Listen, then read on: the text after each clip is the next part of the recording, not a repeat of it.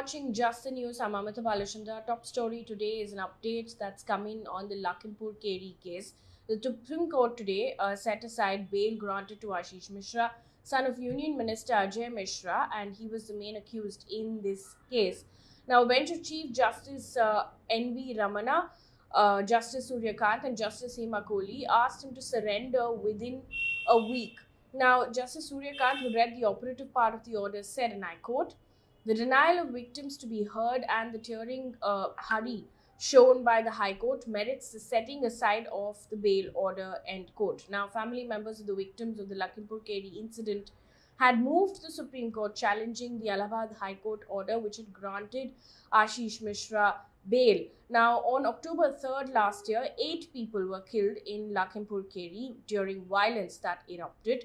Ashish Mishra was arrested on the 9th of October and then granted bail by the Allahabad High Court on the 10th of February.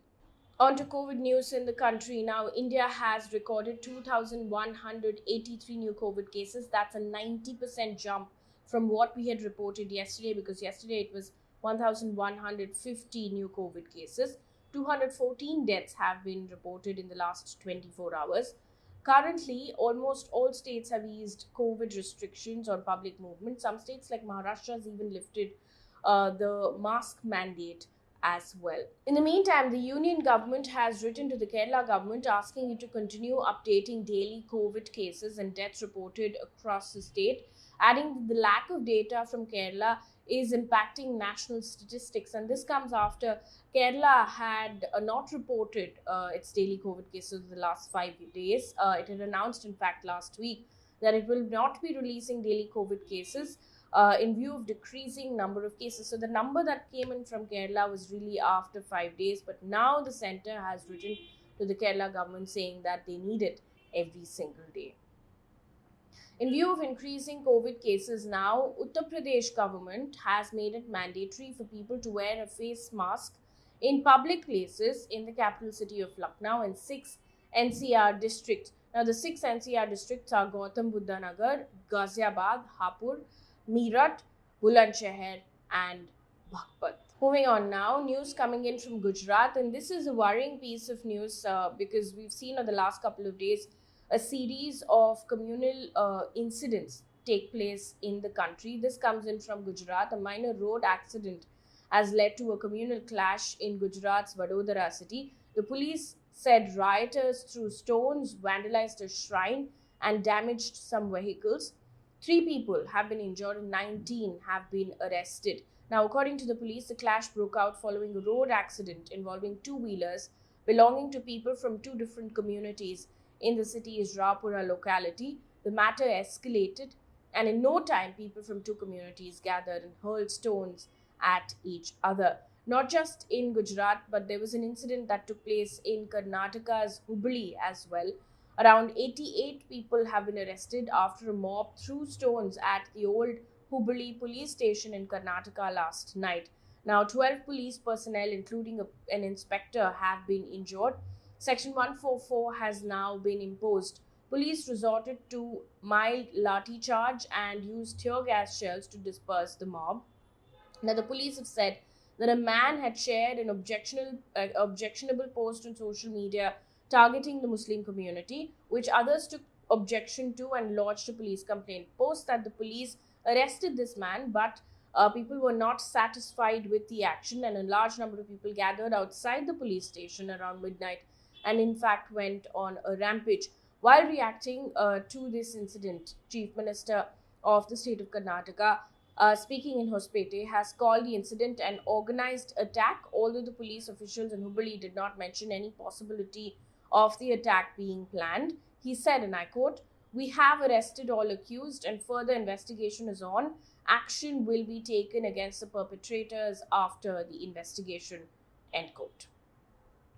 Meanwhile, in Delhi, people from both communities are among 23 arrested after violence in northwest Delhi's Jahangirpuri took place on Saturday evening, in which 8 policemen and a civilian were left injured. Now, just 2 days after that violence, there were fresh tensions that erupted this morning Stones were pelted on at the police team, which had gone to search for a missing accused.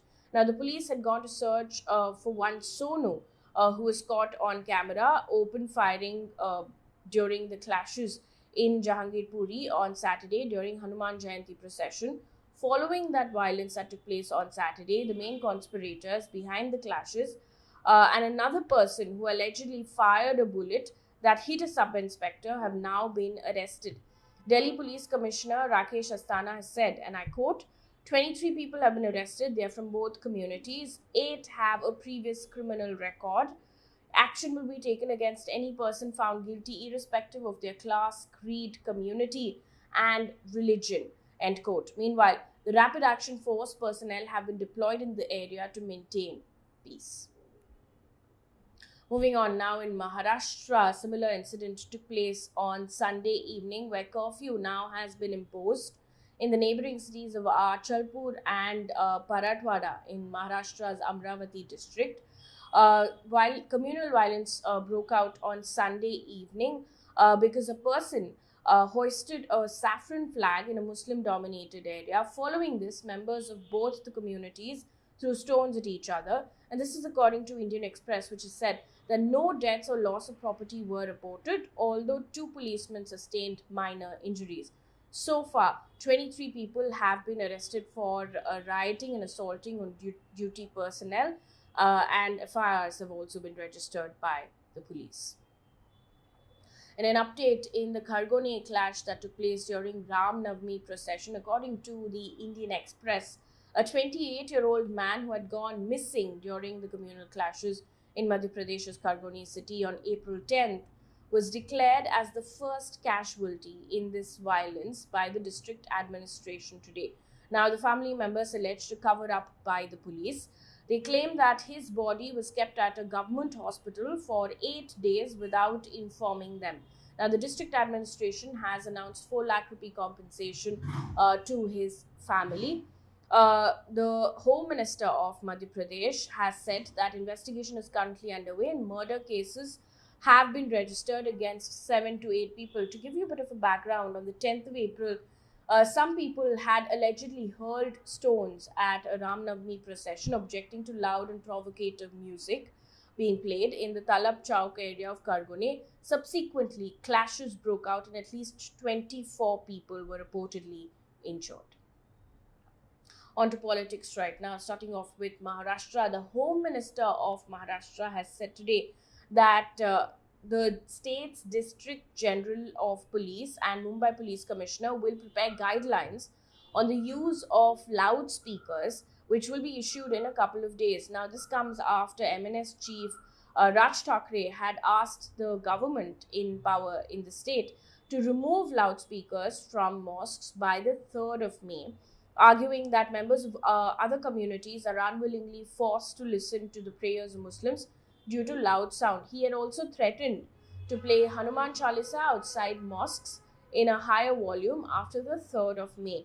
Now, Maharashtra Chief Minister Uddhav Thackeray and Home Minister Dilip Walse Patil met today to discuss the law and order situation in the state. Meanwhile, also in the news, Lieutenant General Manoj Pande has been appointed as the 29th Chief of the Indian Army. He will assume the role on the 1st of May, a day after General M.M.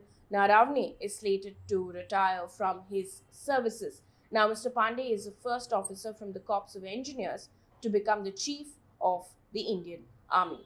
Let's now take a look at what's making news in the world of business, starting off with Delhi. Delhi's auto taxi drivers have started a 2-day strike from today against soaring fuel prices. Now, this is their main demand. They're demanding that the government provide 35 rupees per kg subsidy on CNG prices. Now, the Delhi government had earlier announced forming a committee to look into fare revision in a time-bound manner, but the unions say that that's been much delayed. And with rising fuel prices, it's hitting their pocket. Hence, they will be on a 2-day strike.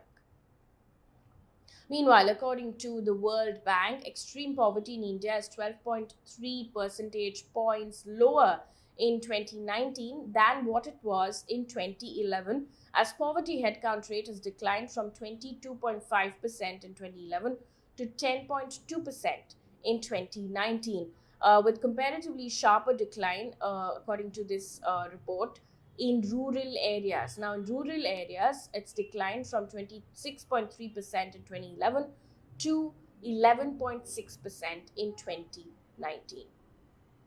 Also news, and this is according to Reuters, the report says India's wholesale price-based inflation has surged to a record high of 14.55% in March. Now, the center has said that the high rate of inflation in March is due to the rise in prices of crude, petroleum and natural gas, mineral oils, basic metals caused by Russia-Ukraine conflict.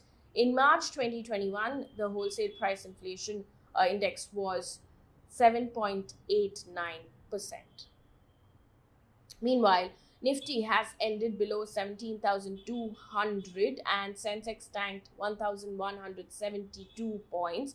IT index was down 4.7% and realty and bank indexes were down 1% each. And a couple of reasons why this is happening. One is soaring oil prices, and that is mainly because of Ukraine war, and inflation in India have also contributed to this.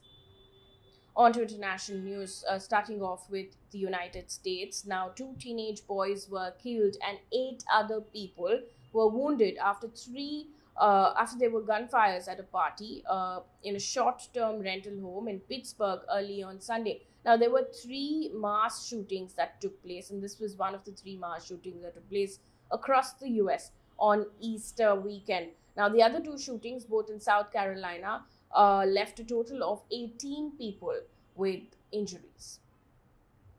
It's day 54 of Ukraine war. Now, Russian forces have bombed, according to several reports, several Ukrainian cities, including Lviv in the west, and that has cost 7 people dead and 11 wounded after 4 rockets hit military facilities in Lviv. Blasts have also been reported in capital Kyiv. Now, Zelensky on Sunday said, and I quote, "Russian troops are preparing for an offensive operation in the east of our country in the near future. They want to literally finish off and destroy Donbas," end quote. Meanwhile, Russian president has suggested Western countries scored their own goal by imposing sanctions on Russia. Now, he said that it has led to a deterioration of the economy of the West. Speaking about Russia's domestic economy, Putin has said inflation was stabilizing and that retail demand in the country had normalized.